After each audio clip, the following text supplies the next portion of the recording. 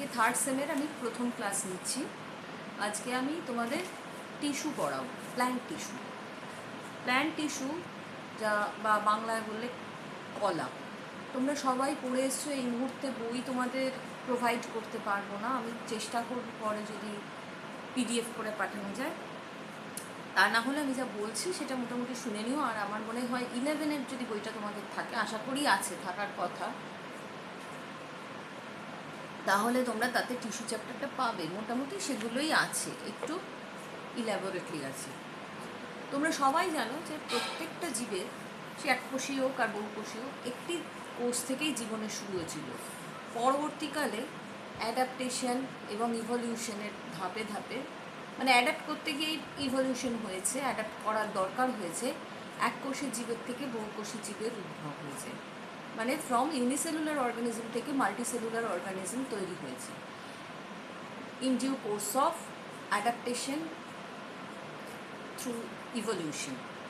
তো এখানে আমরা দেখেছি যখন মাল্টিপল বা মাল্টিসেলুলার অর্গানসও তৈরি হচ্ছে, মাল্টিসেলুলার অর্গানিজম, তখনও আমরা দেখেছি যে একটা সিঙ্গল জাইগোট থেকেই আমরা মাল্টিসেলুলার অর্গানিজম দেখতে পাচ্ছি তৈরি হচ্ছে। এবং আগে প্রথমে জলেই আমরা জানি জীবনের উৎপত্তি হয়েছিল, সেখান থেকে আস্তে আস্তে জলের থেকে যখন ল্যান্ডে চলে এলো বা স্থলে অভিযোজন করলো, তখনই বিশেষত এই বহুকোষী ব্যাপারটার উদ্ভব হলো।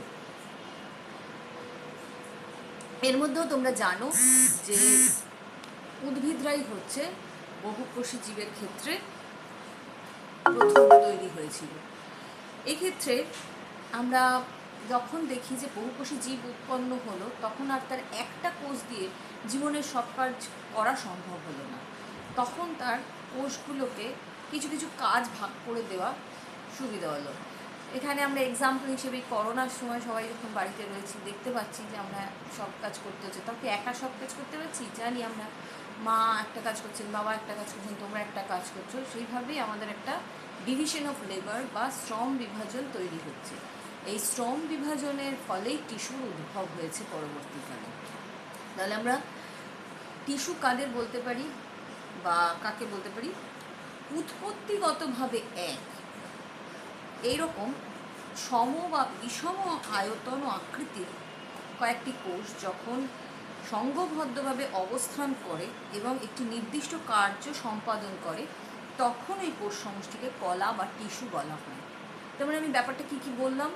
উৎপত্তিগতভাবে এক, তার মানে তোমরা এখন জানো যে জার্ম লেয়ার তৈরি হয় মাল্টিসেলুলার অর্গানিজমের ক্ষেত্রে। সেই জার্ম লেয়ারে যেখান থেকে একটি কলা তৈরি হবে, সেইখানে অন্য কলা, মানে কলার অন্য কোষগুলো সেইখান থেকেই তৈরি হতে হবে। তাদের আকার আকৃতি একই রকম হতে পারে, আবার অন্য রকমও হতে পারে। একটা এক্সাম্পল দিলে একটু পরিষ্কার হতে পারে। যেমন তোমরা সরল কলা এবং জটিল কলা দেখেছো উদ্ভিদে। সরল কলার মধ্যে প্যারেনকাইমা, কোলেনকাইমা, স্ক্লেরেনকাইমা এগুলো পড়েছিল। জটিল কলার মধ্যে সংবহন কলা বা কন্ডাক্টিং টিস্যু পড়েছো। সেটার মধ্যে তোমরা দেখেছো জাইলেম কমপ্লেক্স এবং ফ্লোয়েম কমপ্লেক্স। আমরা কিন্তু এখানে জাইলেম ফ্লোয়েম বলবো না, আমরা বলবো জাইলেম কমপ্লেক্স এবং ফ্লোয়েম কমপ্লেক্স। কেন? জাইলেম কমপ্লেক্স তৈরি হয় 4টে উপাদান দিয়ে, ফ্লোয়েম কমপ্লেক্সও তাই। কিন্তু এরা টিস্যুগতভাবে এক এবং এদের কলার মধ্যে বিভিন্ন ধরনের কোষ আছে, কিন্তু তারা উৎপত্তিগতভাবে জার্ম লেয়ার বা যে টিস্যু থেকে তৈরি, মানে যে প্রাথমিক কোষ থেকে তৈরি হচ্ছে, যে প্রাইমর্ডিয়াল সিস্টেম থেকে তৈরি হচ্ছে, সেটা এক। কী কী থাকে? জাইলেম ফ্লোয়েমের তোমরা জানো, জাইলেম প্যারেনকাইমা, ফ্লোয়েম প্যারেনকাইমা এরকম থাকে। জাইলেম বা wood fibre, bast fibre, phloem তন্তু বা বাস্ট ফাইবার, স্ক্লেরেনকাইমা তন্তু, এগুলো কিন্তু সব মিলিয়ে একটাই কাজ করছে। জাইলেমের সমগ্রভাবে যে 4 রকম কোষ আছে, তাদের সমগ্রভাবে কাজ একটাই, জলের ঊর্ধ্বমুখী পরিবহন, জল বা বলতে পারো কোষ রসের, মানে upward movement, upward conduction of cell sap, যেটা উদ্ভিদ মূল দিয়ে শোষণ করছে, বা উদ্ভিদের মূল থেকে শোষিত, মূল দ্বারা শোষিত জল এবং জলে দ্রবীভূত খনিজ লবণ, সেটা আস্তে আস্তে জাইলেমের মধ্যে দিয়ে আমরা জানি সবুজ অংশ বিশেষত পাতায় পৌঁছচ্ছে। আর ফ্লোয়েমের কাজ কি? সর্বমুখী পরিবহন। এই জন্য আমরা দেখেছি জাইলেমের যে উপাদানগুলো আছে সেগুলো সবগুলোই প্রায় মৃত কোষ দ্বারা গঠিত, কিন্তু ফ্লোয়েমের কোষগুলো প্রায় সবগুলোই সজীব কোষ দ্বারা গঠিত। আচ্ছা, এইবারে আমরা চলে আসি টিস্যুর প্রকারভেদে। আমরা জানি টিস্যু দু প্রকার, একটা হচ্ছে উদ্ভিদ টিস্যুর কথাই বলবো বা কলার কথাই বলবো, একটা হচ্ছে ভাজক কলা বা মেরিস্টেমেটিক টিস্যু, আর একটা হচ্ছে স্থায়ী কলা বা পার্মানেন্ট টিস্যু। এখন এখানে তোমাদের একটা চার্ট আমি দেখাচ্ছি, একটু দেখে নেবে। এটার পরে ছবি লাগলে আমাকে বলবে, বা থাকবেও তোমাদের এখানে উদ্ভিদ কলাকে কিভাবে ভাগ করা হয়েছে এই ছবিটা আমি খুব স্পষ্ট করে তোমাদের দেখাতে চাই। যদি দেখতে পাও না পাও আমাকে পরে বলবে, যদি ভালো করে দেখতে না পাও। ঠিক আছে, আমি তবু একবার মুখে বলে দিচ্ছি। উদ্ভিদ কলাকে দু ভাগে ভাগ করা হয়েছে, ভাজক কলা এবং স্থায়ী কলা। ভাজক কলাকে আবার বিভিন্ন মানে কি বলবো, বিভিন্নভাবে ভাগ করা হয়েছে। এক নম্বর হচ্ছে অ্যাকর্ডিং টু দ্য বা based on stages of development, according to the stages of development, বাংলায় বললে পরিস্ফুটনের দশা অনুসারে তাতে দু প্রকারের হয়, মাস মেরিস্টেম অ্যান্ড রিব মেরিস্টেম, যাকে আমরা বলছি মাস মেরিস্টেম এবং রিব মেরিস্টেম না, আদি ভাজক কলা, সরি, মাস মেরিস্টেম এবং প্রো মেরিস্টেম বা প্রাইমর্ডিয়াল মেরিস্টেম। তাহলে উৎপত্তির দশা বা পরিস্ফুটন মানে according to that stage of development ভাজক কলা দু প্রকার, একটা হচ্ছে মাস মেরিস্টেম বা মাছ ভাজক কলা, আর একটা হচ্ছে আদি ভাজক কলা বা প্রো মেরিস্টেম বা প্রাইমর্ডিয়াল মেরিস্টেম। এবার হচ্ছে উৎপত্তি অনুসারে, মানে কোথার থেকে তৈরি হচ্ছে ভাজক কলা, সেই অনুসারে ভাজক কলা হচ্ছে সেও দু প্রকার, একটা সেটাতে হচ্ছে প্রাথমিক ভাজক কলা, আর একটা হচ্ছে গৌণ ভাজক কলা, প্রাইমারি মেরিস্টেম, আর একটা হচ্ছে সেকেন্ডারি মেরিস্টেম।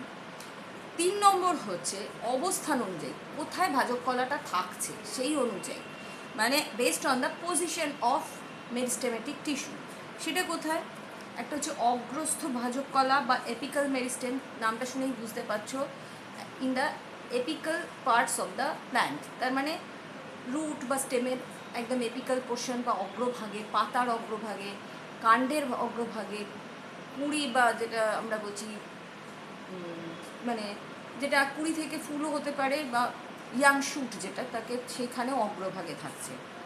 2 নম্বর হচ্ছে নিবেশিত ভাজক কলা বা সেকেন্ডারি মেরিস্টেম, আরেকটা হচ্ছে বা ইন্টারক্যালারি মেরিস্টেম, আরেকটা হচ্ছে ল্যাটারাল মেরিস্টেম বা পার্শ্বস্থ ভাজক কলা। তাহলে এই 3টে ভাগ হলো অবস্থান অনুযায়ী।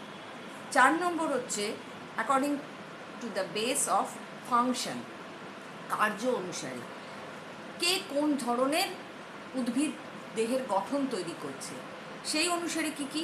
1 নম্বর হচ্ছে প্রোটোডার্ম, এর বাংলা প্রোটোডার্মি, প্রোক্যাম্বিয়াম 2 নম্বর, 3 নম্বর হচ্ছে গ্রাউন্ড মেরিস্টেম, 3টে টাইপের অনুযায়ী হচ্ছে কাজ অনুযায়ী। 5 নম্বর হচ্ছে according to the plane of cell division বা কোষ বিভাজনের তল অনুসারে। কোষ বিভাজনের তল অনুসারে মানে কি, কোষ বিভাজন যে তলে হতে পারে, কোনোটা হতে পারে প্যারালাল, কোনোটা হতে পারে লঙ্গিটিউডিনাল, কোনোটা হতে পারে ল্যাটারাল, এইভাবে যদি কোষ বিভাজন এগুলো হয় তাহলে যেভাবে মাসটা তৈরি হয় সেইভাবে আমরা 3 ভাগ করতে পারি। একটা হচ্ছে পুঞ্জীভূত বা মাস ভাজক কলা বা মাস মেরিস্টেম, 2 নম্বর হচ্ছে প্লেট বা পাত ভাজক কলা, এটা দুটো প্লেনে ডিভাইড করতে পারে, সেটাকে আমরা বলছি প্লেট মেরিস্টেম, আর 3 নম্বর হচ্ছে রিব বা পর্শুকা ভাজক কলা বা রিব মেরিস্টেম। এইটা গেল আমাদের ভাজক কলা, বিভিন্ন ভাগে ভাগ করা হচ্ছে, কিন্তু এদের কাজ সবার একই, বর্ধনশীল বা বিভাজন করে উদ্ভিদ অঙ্গের বৃদ্ধি ঘটানো। এদের কতগুলো বৈশিষ্ট্য আছে, কি কি বৈশিষ্ট্য, এরা সাধারণত আমরা ভাজক কলা তাদেরই বলছি যে একই আকৃতি সম্পন্ন হয়, তার মানে এদের স্ট্রাকচারটা সিমিলার হয়, পাতলা কোষ প্রাচীর, cell wall is very thin, এদের সেল ওয়ালে সেকেন্ডারি সেল ওয়াল মেটেরিয়াল প্রায় থাকেই না। তোমরা কোষ প্রাচীর পড়েছো তাতে জানো যে প্রাইমারি সেল ওয়াল তৈরি হয় প্রধানত উদ্ভিদের দেহে সেলুলোজ দিয়ে বা ক্যালসিয়াম পেকটেট, তার উপরে সেলুলোজ জন্মায়, তারপরে সেকেন্ডারি সেল ওয়াল মেটেরিয়াল বা গৌণ কোষপ্রাচীর পদার্থ যেগুলো, যেমন লিগনিন, কিউটিন, সুবেরিন এগুলো জমা হয়। এদের এই ভাজক কলার ক্ষেত্রে সেগুলো থাকবে না। সাধারণত সেলুলোজ দিয়েই শুধু তৈরি হয় ভাজক কলার কোষ প্রাচীর। আর এরা হচ্ছে ক্রমাগত বিভাজনে সক্ষম এবং ইম্যাচিওর বা অপরিণত এই কোষ সমষ্টিকেই আমরা ভাজক কলার কোষ বলছি। এদের কী কী বৈশিষ্ট্য থাকছে, এদের কথাটা ভাজক কলার এই মেরিস্টেমেটিক টিস্যু কথাটা গ্রিক শব্দ মেরিস্টোস থেকে এসছে। এটার মানে হচ্ছে বিভাজন ক্ষমতা সম্পন্ন। তাহলে এদের প্রধান বৈশিষ্ট্য হচ্ছে আকারে ছোট, দৈর্ঘ্য প্রস্থে প্রায় সমান, মানে মোটামুটি গোলই হয়, এবং বা ষড়ভুজাকারও হতে পারে, বহুভুজ বা ষড়ভুজাকার, মানে হেক্সাগোনাল বা পলিগোনাল হতে পারে। আর হচ্ছে এরা অলওয়েজ ডিভাইডিং।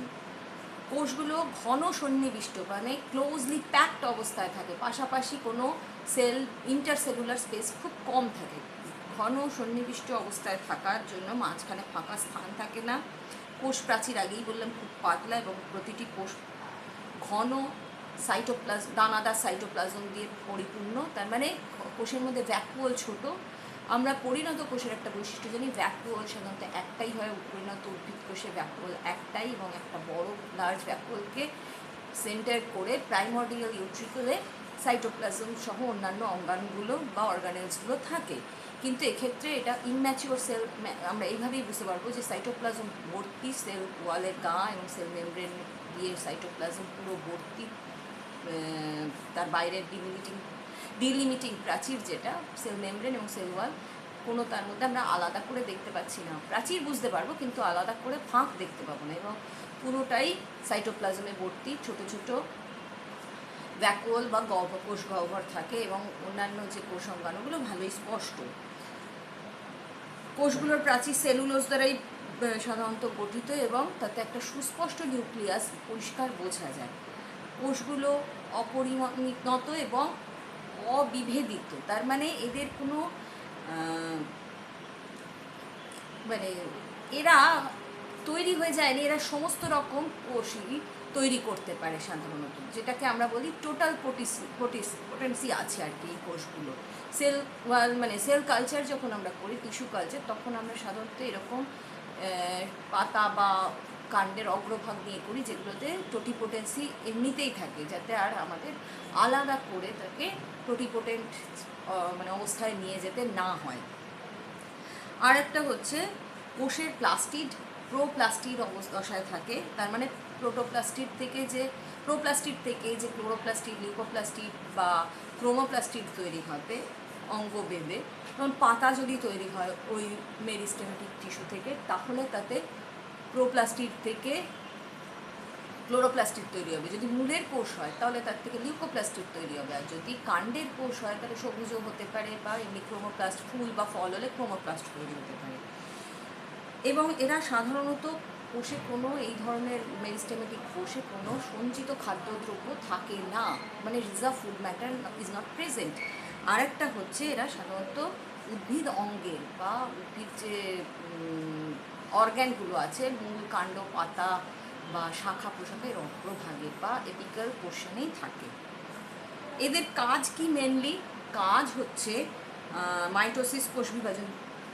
মাইটোসিস পদ্ধতিতে কোষ বিভাজন করে, মিওসিস কিন্তু নয়। মাইটোসিস পদ্ধতিতে কোষ বিভাজন করে কোষের সংখ্যা বৃদ্ধি করে এবং উদ্ভিদ অঙ্গের বৃদ্ধি ঘটায়, দেহে নতুন অঙ্গ সৃষ্টি বা অর্গান তৈরি করতে সাহায্য করে।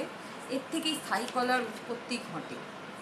আচ্ছা, আমি কি কি ভাগ বলেছি, এর পরেরটা আমরা পরের দিন বলবো। এর থেকে বেশি একসাথে আমি বলছি না, এর থেকে বেশি বলতে গেলে আমার এই রেকর্ডিং হবে না। আমি পরে আবার আরেকটা রেকর্ডিং হয়তো কাল পরশু পাঠাতে পারি। আর আমরা আরেকটা শুধু বলবো, ওই যে চারটা দেখালাম, এই যে আরেকবার দেখাচ্ছি এখানে চারটা যেটা দেখছো, এর মধ্যে ভাজক কলা বলেছি, এরপরে আমরা বলছি স্থায়ী কলা। স্থায়ী কলার মধ্যে আমরা তিনটে ভাগ দেখতে পাচ্ছি: সরল স্থায়ী কলা, জটিল স্থায়ী কলা আর বিশেষ বা খরিত কলা। সরল স্থায়ী কলাকে আমরা বলি সিম্পল পার্মানেন্ট টিস্যু, জটিল স্থায়ী কলাকে বলি কমপ্লেক্স পার্মানেন্ট টিস্যু, আর বিশেষ বা খরিত কলা দুরকম হতে পারে, সেটা হচ্ছে স্পেশাল বা সিক্রিটারি টিস্যু বা বিশেষ ধরনের কোষ। সরল স্থায়ী কলার মধ্যে কী কী পড়ছে? প্যারেনকাইমা, কোলেন কাইমা এবং স্ক্লেরেন কাইমা। জটিল স্থায়ী কলার মধ্যে কী কী পড়ছে? জটিল বা কমপ্লেক্স যেটা বললাম তার মধ্যে পড়ছে জাইলেম এবং ফ্লোয়েম। আর বিশেষ বা খরিত কলা কাদের বলছি? যেমন ল্যাটিসিফেরাস টিস্যু বা তরুক্ষীরীয় কলা। আর গ্রন্থিময় কলা, গ্ল্যান্ডুলার টিস্যু, বিভিন্ন গ্ল্যান্ড থাকে, যেমন কিছু বহিস্থ গ্ল্যান্ড থাকে, কিছু অন্তস্থ গ্ল্যান্ড থাকে, বা বহিস্থ গ্রন্থি, অন্তস্থ গ্রন্থি থাকে। বহিস্থ গ্রন্থির মধ্যে পড়ছে গ্রন্থিরোম, মধুরোম, পাচক গ্রন্থি, এইগুলো মানে গ্ল্যান্ডুলার হেয়ার্স, নেকটারিজ। মধু গ্রন্থি যেটাকে বলছি সেটা হচ্ছে নেকটারিজ, সেটা মধু হিসেবে থাকে না, বাংলাটাকে বলি মকরন্দ। আর একটা হচ্ছে পাচক গ্রন্থি বা ডাইজেস্টিভ গ্ল্যান্ড। অন্তস্থ গ্ল্যান্ডের মধ্যে কী কী থাকে বা গ্রন্থির মধ্যে? তৈল গ্রন্থি, রজন গ্রন্থি, হাইডাথোট বা জলপত্র গ্রন্থি। আজকে এইটুকুই থাক, পরের দিন আমরা আবার এ নিয়ে বসবো। সরল স্থায়ী কলা এবং এর ভাগগুলো নিয়ে আমার কোনো প্রশ্ন থাকলে বা জিজ্ঞাসা করার থাকলে তোমরা হোয়াটসঅ্যাপ গ্রুপে পাঠাতে পারো, বা পরের দিন ক্লাসে ছোট করে তোমরা জিজ্ঞেস করে নিতে পারো। ঠিক আছে? তাহলে সবাই ভালো থেকো। করোনার সময় বাড়ি থেকে কম বেরিও। আর ক্লাস যেটা হবে ক্লাসের সময়, সেটা আমি ওই বারবারই বলছি যে ওটা আমি পার্সেন্টেজ দেওয়ার জন্যেই তোমাদের একসঙ্গে ডাকবো। কাজেই তোমরা as early as possible respond করবে, তাহলে তোমাদেরও সুবিধা, আমারও সুবিধা। আমি ওখানে এই পড়াশুনো যেগুলো আগে দিয়ে দিচ্ছি সেগুলো সম্পর্কে কারোর কোনো প্রশ্ন থাকলে বা আমার কিছু জিজ্ঞেস করার থাকলে সেইগুলোই করব। আর বাকি তোমাদের যা স্টাডি মেটেরিয়াল সেটাই ইউটিউব লিঙ্ক হোক, পিডিএফ করে হোক আমি পাঠিয়ে দেবো। তোমাদেরও পাঠিয়ে দেবো লিঙ্ক বা ইয়েতে, আর কলেজের এলএমএসেও পাঠিয়ে দেবো, তোমরা যাতে পরেও দেখতে পারো। তোমাদের আমি যাদের আজকে আমি পেয়েছি এবং গ্রুপে যাদের নাম পেয়েছি সবার নামই এলএমএসে পাঠানোর জন্য ম্যাডামকে পাঠিয়ে দিয়েছি। এর বাইরে যদি কেউ থাকো, ওই গ্রুপে যারা রেসপন্স করেছো তার বাইরে যদি কেউ থাকো এখনও আমাকে দাওনি, তাহলে কিন্তু পরে তাদের আর ঢোকানো মুশকিল হবে। যদি থাকো আজকের মধ্যে দিয়েও আমি আবার পাঠিয়ে দেবো খুব তাড়াতাড়ি। আর যদি তা না হয় তাহলে কিন্তু পরে আর তোমরা আমাকে ওটা ঢোকাতে বলতে পারলে ওদের বারবার বলা যাবে না, অসুবিধা হবে। ঠিক আছে? তাহলে আজকে এই অবধি থাকো।